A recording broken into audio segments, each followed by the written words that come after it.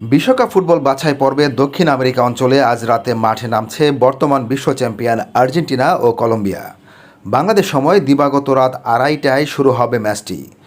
আর্জেন্টিনার সেরা একাদশে কারা কারা থাকছেন এ নিয়ে আগ্রহ আছে ফুটবল প্রেমীদের।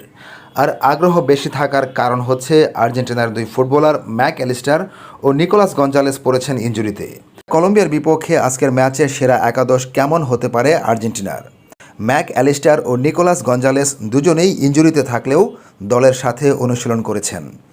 গঞ্জালেসের জায়গায় শুরুর একাদশে দেখা যেতে পারে গার্নাচোকে।